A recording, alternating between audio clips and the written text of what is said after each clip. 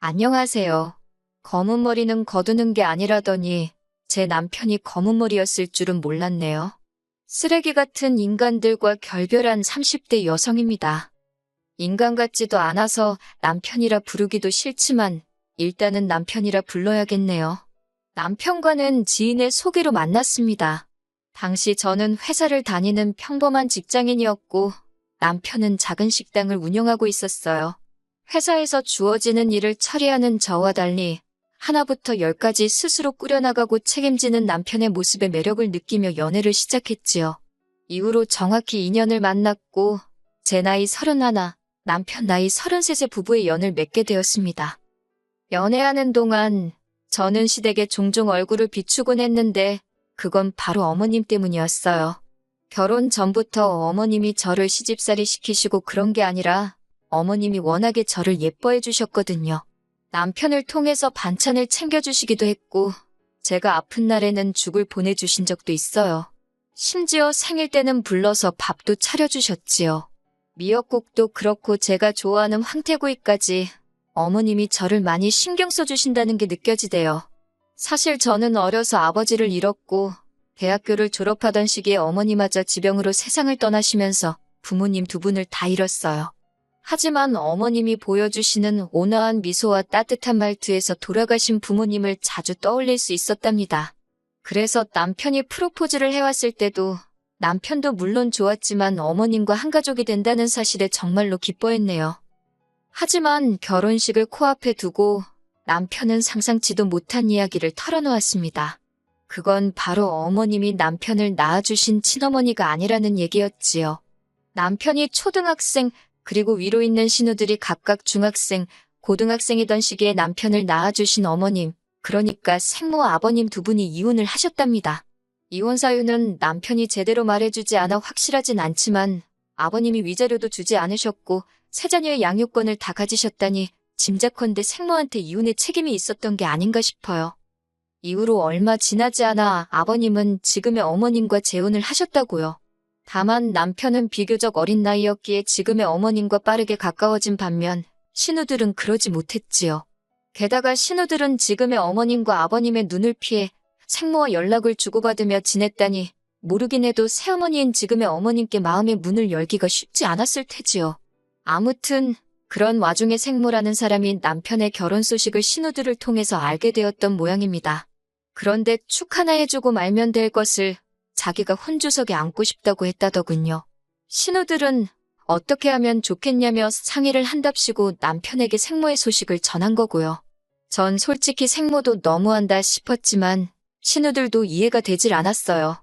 신우들이야 어땠을지 몰라도 하나뿐인 아들인 제 남편에게는 한 번 소식도 전한 적 없다면서 이제 와서 갑자기 웬 혼주 타령이신지 남편이 저더러 어떻게 하는 게 좋겠냐 하길래 저는 그건 아닌 것 같다고 딱 잘라 말했습니다.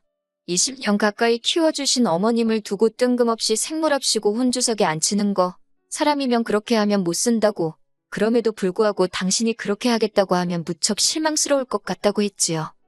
그리고 결혼식을 딱 3일 앞두고 있던 날이었어요.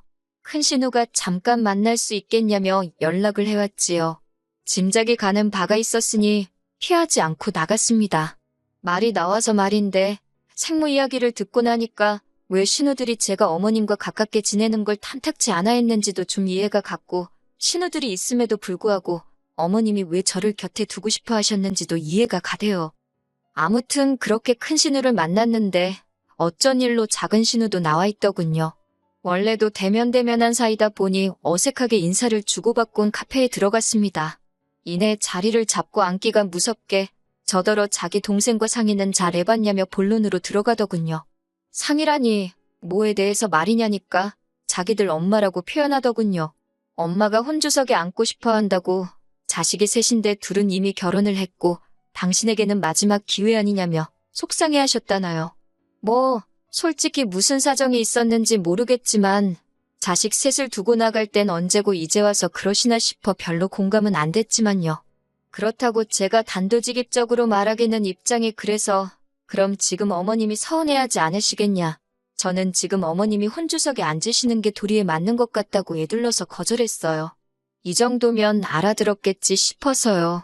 그리고 다행히 신우들도 못마땅한 표정을 짓기는 했지만 제가 워낙 완고해 보였는지 더 강요는 하지 않았지요. 그렇게 결혼식 당일이었습니다. 미리 말씀드리지만 저희 어머님 아버님 두 분은 사이가 정말 좋으세요.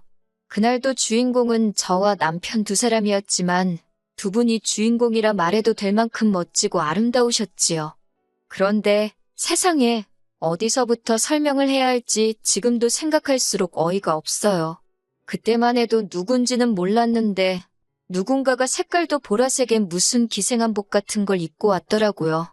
그분이 남편의 생모임을 알게 되는 데는 오래 걸리지 않았습니다. 둘째 신우가 엄마라고 소리치며 그 여사님께 달려갔으니까요.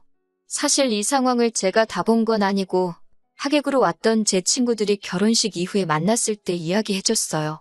친구들 말이 하객들이 수군거리고 말도 아니었다면서. 피로연 내내 아버님도 어머님도 표정이 밝지만은 않으셨는데 그 이야기를 듣고 나서야 어느 정도 이해가 되었고 어머님이 얼마나 속상하셨을지 제 마음이 다 아프대요. 그리고 그때부터였습니다. 생모라는 사람이 저희 생활에 조금씩 간섭을 하기 시작한 건요. 생모는 신우들을 통해서 남편에게 계속해서 당신의 소식을 전해왔고 결국 어머님 귀에도 그 이야기가 들어갔던 모양이에요. 어머님께서 저랑 남편을 앉혀두고 말씀하시길 생모와 연락을 주고받고 싶으면 그렇게 해도 좋답니다. 부모 자식이 원래 천륜인데 그걸 어떻게 끊어내겠냐면서 섭섭지 않게 잘해드리라 하는데 그 말이 왜 그렇게 속상하던지요. 저는 남편에게 당신이 생모하고 잘 지내고 싶다면 그렇게 하라고 하지만 나에게는 시어머니는 지금의 어머님 한 사람뿐이니 생모한테 내가 잘하기를 기대하지는 말라고 딱 잘라 말했습니다. 그리고 그때만 해도 남편은 무슨 말인지 잘 알겠다면서 저에게 미안하다 했어요. 그리고 이후로 남편만 혼자 그 생모를 두세 차례 만났던 것 같아요. 처음 만나고 온 날은 남편이 술에 꽤나 취해서 들어왔는데 횡설수설 말이 많더라고요. 그래도 나아져서 그런 건지 생모를 보고 있으면 안타깝다며 급기야 제 앞에서 찔끔 울기도 했고요. 그런 모습을 보고 있으니 제 마음도 편치는 않았지요.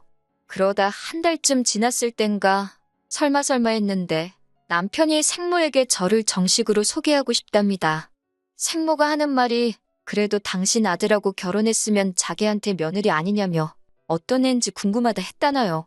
솔직히 처음엔 그런 이야기를 전하는 남편도 어이가 없었고 그 생모한테 인사를 하러 가는 것만으로도 지금의 어머님을 배신이라고 해야 하나 찝찝한 기분을 지울 수 없었지만 어쩌겠어요.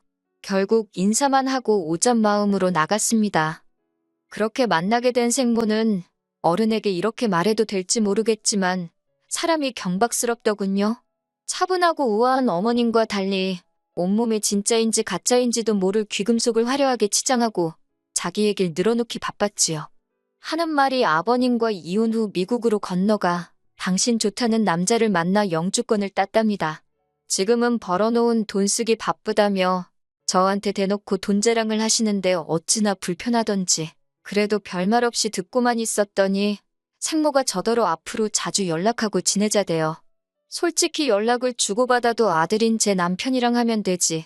나한테 왜 그러나 싶었지만 그 자리에서 따지고 들기도 일단 알겠다고 했어요. 그런데 그날 이후로 제 번호는 어떻게 안 건지 생모가 저에게 문자를 보내왔습니다. 며느라가라고 시작하는 문자에는 자기는 이제 죽어도 여한이 없다며 바라는 건 없고 그저 자주 만나서 재밌게 살자는 겁니다. 뭐라고 답장을 해야 하나 고민도 되었고 동시에 회사에서 일을 하던 중이라 이따 하자고 미룬 게 그만 하루를 넘겨서 답장을 하게 되었어요. 그랬더니 생모가 한다는 말이 답장이 없어서 손가락이 부러진 줄 알았다네요. 어이는 없었지만 어쨌든 의도치 않게 문자를 무시한 꼴이 되었으니 죄송하다 했습니다. 그런데 두 번, 세 번 죄송하다 했는데도 그냥 넘어갈 생각을 안 하시길래 마음 풀리면 그때 다시 이야기하자 하고 저도 더는 안 달래드렸어요. 솔직히 회사 일도 바쁜데 생모 기분 맞춰주고 있을 상황도 아니었고요. 그랬더니 퇴근한 남편이 저를 보고는 대번에 왜 그랬냐입니다. 자다가 봉창 두들기냐고 무슨 소리냐 하니 왜 자기 엄마를 이 남자도 이때부턴 엄마라고 하더라고요. 어머님한테는 곧 죽어도 어머니 하는 사람이 아무튼 자기 엄마를 왜 서운하게 하냐입니다. 벌써부터 편드는 꼴을 보아하니 제가 처신을 잘못하면 졸지에 어머님의 생모의 시어머니 두 분 모시는 건 시간 문제겠다 싶대요. 그래서 전에도 말하지 않았냐. 나한테는 어머님이 내 시어머니니까 생모는 당신이 잘 챙겨드리라고요. 그랬더니 남편이 두 분 다 자기에게는 소중한 분들이라면서 제가 자기를 사랑한다면 그 점을 염두에 뒀으면 좋겠다나요. 말이나 못하면. 그리고 생모가 점점 저희 생활에 발을 들이밀수록 신우들의 간섭도 심해져 갔습니다. 이혼하기 몇 달 전이었어요. 제가 이직에 성공하면서 월급이 크게 올랐거든요. 마침 처녀적부터 타던 차도 슬슬 상태가 안 좋아지는 게 눈에 보이기도 했고 그래서 차를 새로 뽑기로 마음먹었지요. 남편에게도 비밀로 할 일도 아니라서 차 살 거라고 이야기를 했고요. 참고로 저희는 줄곧 재산 관리를 따로 하고 있었습니다. 제가 차를 산다는 이야기는 신우들 귀에도 들어갔고 그러자 큰 신우가 저더러 승합차를 사랍니다. 자기 엄만지 생몬지 미국에서 사느라 못 가본 데가 너무 많다며 앞으로 생모랑 다 같이 국내 여행을 다니자고요. 어이가 없어서 100번 양보해서 아버님 어머님을 모시고 다니면 모를까요? 하지만 그런 소리도 할 것 없이 싫다고 했어요. 사고 싶은 차는 이미 정해뒀고 말은 안 했지만 제가 미쳤다고 자기들 데리고 산으로들로 나들이를 왜 다니나요? 그런데 정말이지 이번에도 남편이 나서서는 신우들이 틀린 말 한 것도 아닌데 저더러 너무 나를 세운답니다. 그러면서 하는 말이 다가오는 생모 생일에는 그동안 못해준 자식돌이도 있고 하니 순금 10돈짜리 목걸이를 하나 해주기로 했대요. 황당해서 해줄 테면 당신이 알아서 해주라고 그걸 왜 나한테 말하냐 하니까 어머님 아버님 생신 선물은 우리 공동생활비에서 부담하지 않았냐면서 왜 생모 거는 자기가 혼자 사야 되냐고 오히려 저한테 따집니다. 게다가 그 목걸이는 누구 생각이냐 하니까 생모가 직접 해달라고 했다대요. 그러다 자기 죽을 때 되면 다시 3등분해서 자식들한테 나눠준다고 했다고. 그러니 저도 주는 게 아니라면서 저더러 무조건 우리가 한 200만 원은 부담해야 한다나요. 얼마 후 결국 이런저런 일들을 상의하기 위해서 저희 부부와 신우들까지 전부 한자리에 모였습니다. 신우들이 벼르고 왔는지 급하게 먼저 말문을 열었어요. 저더러 하는 말이 저희 부모님은 이 세상에 아예 없는 거니까 못 보고 살아도 슬프기만 하겠지만 자기들은 살아있는데도 못 보고 살았다며 그 슬픔이 훨씬 크고 아프답니다. 그러나 다행히 엄마가 이렇게 곁으로 돌아와 주지 않았냐며 이젠 자식된 도리를 할 차례라나요. 어이가 없어서 제가 신우들과 남편에게 물었습니다. 형님들이나 당신은 키워주신 어머님 보는 건 미안하지도 않냐고. 중간에서 난처하실 아버님 입장은 생각도 안 해봤냐니까 둘째 신우가 한다는 말이 그걸 왜 제가 걱정하냐고 그래요. 어차피 엄밀히 말해서 저는 피 한 방울 안 섞였는데 왜 어머님 기분을 제가 걱정하느냐고요. 그러면서 저더러 그런 거 따지지 말고 그냥 생모한테나 잘하랍니다. 그리고 큰 신우 하는 말이 가관이 돼요. 저더러 너는 네 부모가 남기고 간 재산도 있고 너도 잘 벌어서 별 생각이 없는지 모르겠지만 네가 그렇게 챙기는 어머님 아버님 거긴 당신들 주고 갈 돈 한 푼 없답니다. 하지만 생모는 미국에 재산도 많고 자기 애들부터 시작해서 저희도 애 낳으면 그리 유학도 보낼 수 있을 거라며 계산 잘하라고요. 신우들이 원래 속물적이고 계산하기 좋아하는 사람들인 건 알고 있었지만 그 모든 대화가 오가는 와중에도 한마디 반박조차 하지 않는 남편을 보고 있으니 실망스럽기 짝이 없더군요. 결국 집에 돌아와 남편에게 당신도 신우들의 의견에 동의하는 거냐고 단도직입적으로 물었습니다. 그랬더니 남편이 한다는 소리가 솔직히 틀린 말은 없지 않냐면서 어머님이 키워주시는 동안 자기 응석 한 번 안 부리고 착한 아들로 살았답니다. 그러니 아들 노릇은 충분히 한 거 아니냐며 어차피 어머님께는 아버님도 있으시니 자긴 이제는 생모한테 잘해주고 싶은 생각이 든대요. 그러면서 저한테도 자기를 위해서 생모한테 잘해달랍니다. 그런데 전 그 말이 어찌나 서운하고 잔인하게 들리던지 남편에게 정이 뚝 떨어져서 뭐라 대꾸하기도 싫더라고요. 그리고 그날 밤 결혼하고 처음으로 따로 떨어져 잤습니다. 잤다기보다는 거실에서 밤새 혼자 이 생각 저 생각하며 뜬 눈으로 나를 세웠지요. 이튿날 아침 마침 주말이기도 해서 남편을 붙잡아 앉혀놓고 허심탄회하게 제 속을 털어놓았습니다. 나는 당신을 이만큼 키워주신 어머님 아버님께 감사하고 그분들께 며느리로서 도리를 잘하고 싶다고요. 당신 생모가 당신에게 어떤 의미인지는 모르겠지만 솔직히 뭐 받아먹을 것 좀 있나 싶어서 들러붙는 신우들도 이상하고 거기에 동조하는 당신에게도 크게 실망했다고도 덧붙였네요. 그런데 순간 현관 쪽에서 부스럭거리는 소리가 들렸고 나가보니 남편 생모가 서 있었습니다. 어떻게 들어오셨냐 하니까 남편이 자기가 비밀번호를 알려줬다면서 어이가 없어서 한숨이 절로 나오는데 생모가 대뜸 저한테 네가 내 아들을 감히 조종하려 드냐며 제 머리채를 잡으려고 하는 게 아니겠어요? 놀라서 일단 피하긴 했는데 생모는 분을 삭히지 못하는 듯 남편더러 저런 X를 무슨 마누라라고 데리고 사냐고 당장 내쫓아버리라며 악을 썼습니다. 이제 보니 저 X 때문에 자기가 혼주석에도 못 앉은 거냐고 억울하다고 고래고래 소리도 질렀고요. 그러자 남편이 한다는 말이 저더러 잠깐 자리 좀 비켜달래요. 저 때문에 생모 쓰러진다나 자기 와이프인 제가 그 수모를 겪는데 생모 막아줄 생각은 안 하고 저더러 나가달라니 황당하기 짝이 없더군요. 그리고 지금 제가 물러터지게 행동하면 앞으로 이보다 험한 꼴을 더 당하면 더 당했지 덜할 리는 없겠다 생각에 정신이 번쩍 들대요. 제가 둘만의 자리가 필요하면 생모 데리고 네가 나가라 했습니다. 이 집 내 집인 거 잊었냐고 네가 뭔데 남한테 비밀번호를 알려주고 말고 하냐고 저도 빽 소리를 질렀지요. 그랬더니 생모 눈이 커지면서 남편더러 이건 네 집 아니냐고 묻더라고요. 그리고 결론부터 말씀드리자면 남편과 저는 이혼을 했어요. 1년 가까이 지저분한 싸움이었지만 결국엔 오가는 위자료 없이 깔끔하게 남남이 되었지요. 어머님 아버님이 참 많이 우셨습니다. 어머님이 앞으로도 종종 볼 수 있겠냐 물으셨지만 솔직히 어떻게 다시 만날 수 있겠어요. 저도 많이 슬펐지만 그저 어머님, 아버님하고 건강히 오래오래 사시라고 했네요. 그리고 어처구니없게도 이혼 소송 끝나고 얼마 지나지 않아서 어머님이 그동안 말씀하시던 미국에 있는 재산도 영주권도 다 거짓말이라는 게 들통났습니다. 한국에 오신 건 미국에서 불법 체류로 쫓겨나신 거고 이후로 어떻게든 아들한테 눌러붙으려고 했던 모양이 돼요. 신우들은 어느 정도는 알고 있었던 것 같은데 자기들이 모시기는 싫으니까 저희한테 덮어씌우려 했던 것 같고 정말 끝까지 실망을 안 시키더라니까요. 지금 저는 이직한 새로운 직장에서 능력을 인정받으며 하루하루 새롭게 살아가고 있습니다.